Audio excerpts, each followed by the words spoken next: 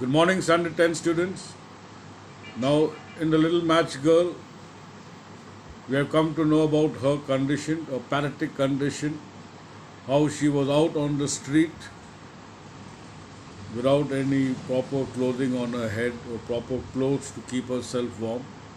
So she walked down the street bareheaded and bare feet. So we know the history of why she was bare feet because she had worn her mother's slippers and that got lost, and her feet had turned red and blue due to excess of cold. Okay. So she was in a very pathetic state, and now she is walking down the street. So the little girl walked about the street on her naked feet. Naked feet means bare feet. Okay. Which were red and blue with the cold. In her old apron is a kind of clothing which these cooks, carpenters, bakers, they use in front to avoid the clothes of getting dirty. She carried a great many matches and she had a packet in them in her hand also. Nobody bought any matches from her, and no one had given her a single penny all day. She crept along, shivering and hungry. The picture of misery, poor little thing. So now she was unable to sell any matches. She was shivering with the cold. She was hungry as well. Now she was a picture of misery. Now, what does it mean? A picture of misery means you could see in a child's face the, the expression of unhappiness. A poor little girl shivering with the cold, feeling hungry, and she is helpless.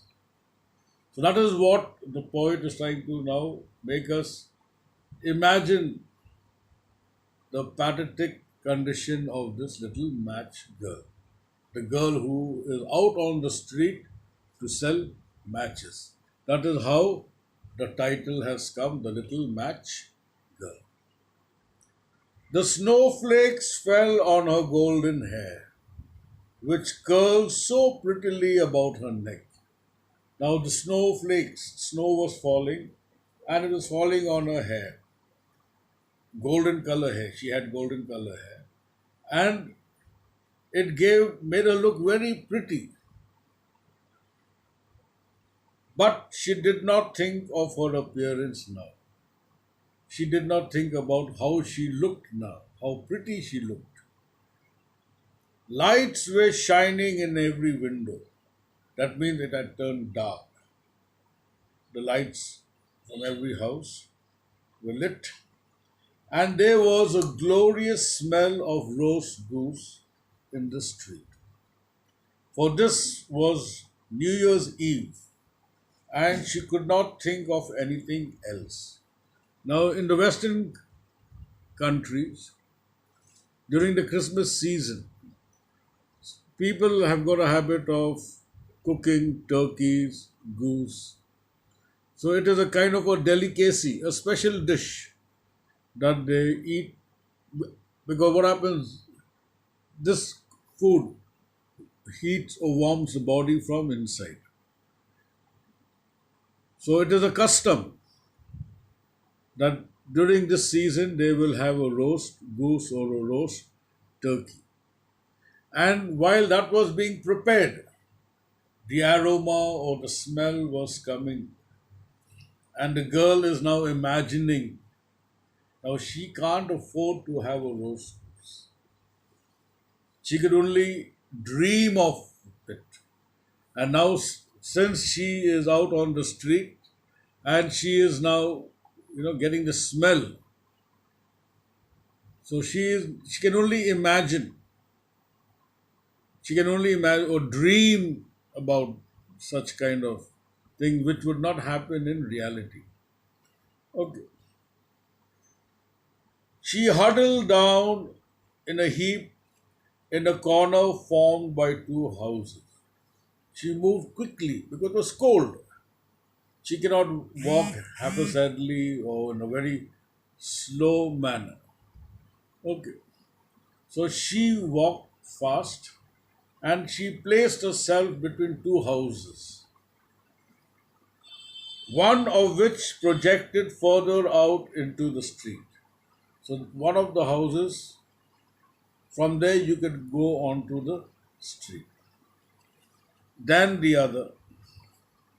The other house did not lead you to the street.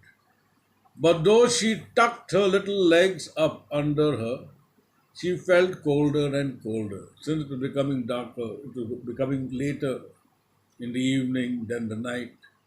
Okay. So she was feeling very, very cold.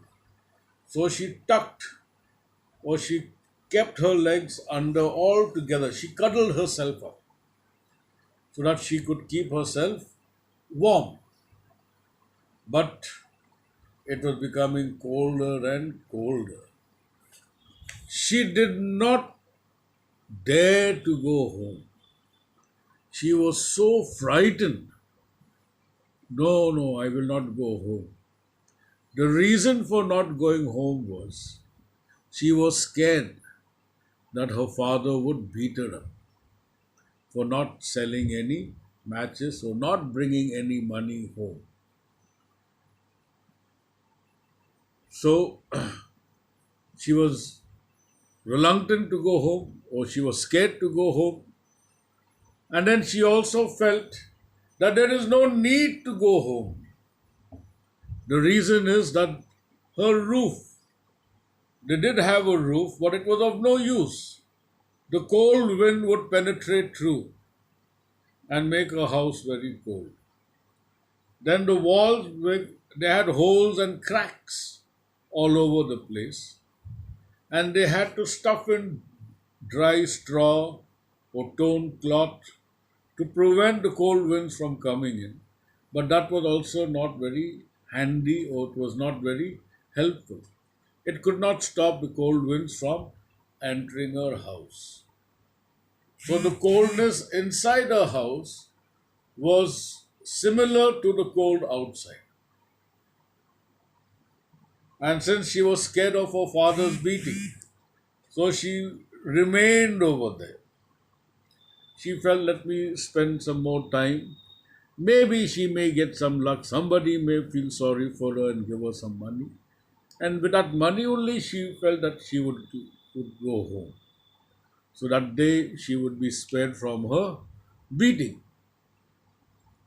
Then she decided that since her hand had also become numb, her fingers had turned numb, so she wanted to warm it. So she decided to light one matchstick to keep her fingers warm. Now, numb means without any life because it had turned frozen, like it was so cold. So she found it difficult even to light the match.